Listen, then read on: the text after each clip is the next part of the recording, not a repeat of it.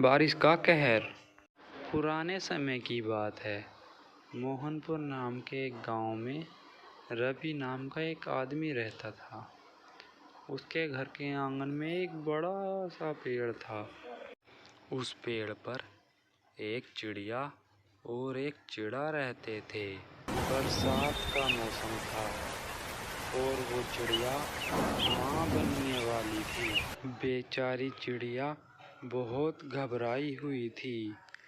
चिड़िया की घबराहट को देखकर चिड़ा उससे पूछता है, क्या हुआ चिड़िया रानी, तुम इतनी घबराई हुई क्यों हो? तब चिड़िया कहती है, टिंकू जी, बरसात का मौसम है और आपको तो पता ही है कि मैं माँ बनने वाली हूँ। तो इसमें घबराने वाली क्या बात है? चिंटू जी, मुझे तो डर सिर्फ इस बात का है कि जब हमारे अंडे इस घोंसले में रखे हुए होंगे तो वो कहीं तेज आंधी और बारिश के कारण नीचे गिरकर टूट ना जाए। अरे ऐसा कुछ नहीं होगा चिड़िया रानी, तुम बेवजह घबरा रही हो। क्या आज से पहले कभी हमारे अंडे नीचे गिरे हैं? गिरे तो नहीं है, लेकिन पता नहीं इस बार मुझे डर क्यों लग रहा है। तुम अपने मन का ये डर खत्म कर दो चिड़िया रानी, ऐसा कुछ नहीं होगा। चिड़ा चिड़िया को समझा ही रहा था कि तभी चिड़िया 2 अंडों को जन्म दे देती है। वे अपने इन दोनों अंडों को देखकर बहुत ज़्यादा खुश होते हैं। तभी अचानक बिजली कड़कड़ाने लगती है और बारिश पहले से भी ज़्यादा तेज हो जाती है। लगातार 3 दिन हो गए थे, लेकिन बारिश रुकने का नाम ही नहीं ले रही थी। ज़्यादा बारिश में भीगने के कारण चिड़ा और चिड़िया को ठंड लग जाती है। वो दोनों ठंड से बचने के लिए पेड़ के पत्तों में जाकर छुप जाते हैं। अगले दिन जब बारिश बंद हो जाती है तो वे दोनों अपने वापस घोंसले में आ जाते हैं। घोंसले से एक अंडा नीचे गिरकर टूट गया था।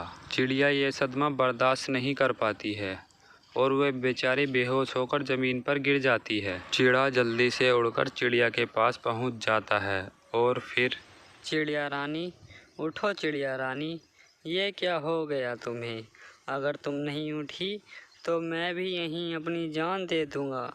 मैं तुम्हारे बिना नहीं जी सकता। उठो चिड़िया रानी, उठो। घर के बाहर खड़ा हुआ रवि ये सब देख और सुन रहा था। ये सब देखकर बेचारे रवि को बहुत दुख होता है। तभी उसे याद आता है कि उसके घर में एक पुराना चिड़िया का घोंसला रखा हुआ है। फिर वो चिड़िया की मदद करने के लिए उनके पास पहुंचता है, लेकिन तब तक बेचारा चिड़ा भी बेहोश हो गया था। फिर रवि उन दोनों को वहां से ले जाकर अपने घर के अंदर बने हुए घोंसले में रख देता है।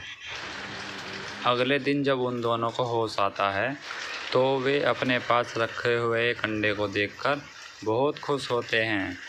तभी रवि घर के अंदर आ जाता है और वो उन दोनों को होश में आया देखकर बहुत खुश होता है।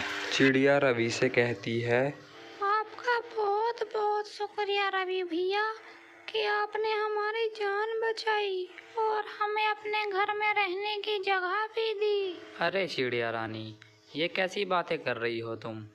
ये तो हम इंसानों का फर्ज है।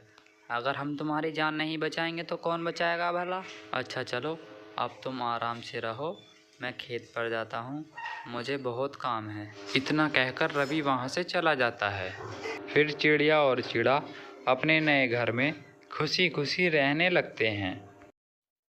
माधवपुर नाम के एक गांव में बहुत बड़ा जंगल था और उस जंगल में एक बहुत ही सुंदर गार्डन था। उस गार्डन में रंग बिरंगी चिड़ियाएं चहकती रहती थीं। उस दिन एक गुलाबो नाम की चिड़िया खाने की तलाश में इधर उधर भटक रही थी।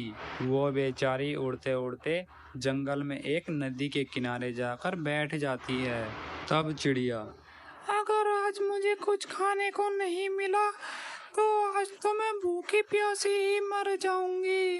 पता नहीं आज क्या होगा। चिड़िया ने ऐसा कहा। तभी उस चिड़िया को एक चमचमाती हुई अंगूठी दिखाई देती है। वो अंगूठी कभी हवा में उड़ जाती थी और कभी जमीन पर वापस आ जाती थी। चिड़िया अंगूठी के पास जाकर, अरे लगता है किसी इंसान की कीमती अंगूठी गिर गई है, मुझे इसे संभाल कर रखना होगा। क्या पता बेचारे किसी गरीब की पुरानी अमानत हो और वो बेचारा इसे ढूंढता फिर रहा हो। ऐसा कहकर चिड़िया उस अंगूठी को अपने साथ लेकर उड़ जाती है और अपने घोंसले में जाकर बैठ जाती है। उधर बेचारा गरीब किसान परेशान होता हुआ जंगल में इधर उधर अपनी अंगूठी को ढूंढ रहा था और वो अंगूठी को ढूंढता ढूंढता उस चिड़िया के घोंसले के पास तक जा पहुंचा। तब वो चिड़िया उसे परेशान होता हुआ देखकर बोली, भैया जी, कहीं आप इस चमचमाती हुई अंगूठी को लेकर परेशान तो नहीं हैं? चमचमाती हुई अंगूठी को देखकर वो बहुत खुश हो जाता है और चिड़िया से कहता है कि तुम्हारा बहुत बहुत शुक्रिया चिड़िया रानी कि तुमने मेरी ये अंगूठी ढूंढ निकाली। अगर मेरी आज ये अंगूठी नहीं मिलती तो मैं तो जीते जी मर जाता, क्योंकि ये अंगूठी मेरे दादाजी ने मुझे गिफ्ट में दी थी। तब चिड़िया उससे कहती है, कोई बात नहीं भैया जी, ये तो मेरा फर्ज था। ये अंगूठी मुझे जंगल में पड़ी मिली और मैंने इसको संभाल कर रख लिया ताकि इस अंगूठी का मालिक ज्यादा परेशान ना हो। ये लीजिए अपनी अंगूठी। ऐसा कहकर चिड़िया उस अंगूठी को नीचे गिरा देती है और वो आदमी उस अंगूठी को उठाकर चिड़िया से बोलता है, तुम्हारा बहुत बहुत शुक्रिया चिड़िया रानी। अगर तुम्हें कभी मेरी मदद की ज़रूरत पड़े तो तुम मेरे घर आ जाना और बेझिझक होकर मुझसे मदद मांग लेना। ऐसा कहकर वो आदमी वहाँ से अंगूठी लेकर अपने घर की ओर चला जाता है और वो बेचारी भूखी चिड़िया भी खाने की तलाश में जंगल की तरफ उड़ जाती है। तो बच्चों, आज हमने इस कहानी से सीखा है कि कभी भी हमें ईमानदारी नहीं भूलनी चाहिए और हमेशा लोगों की मदद करनी चाहिए।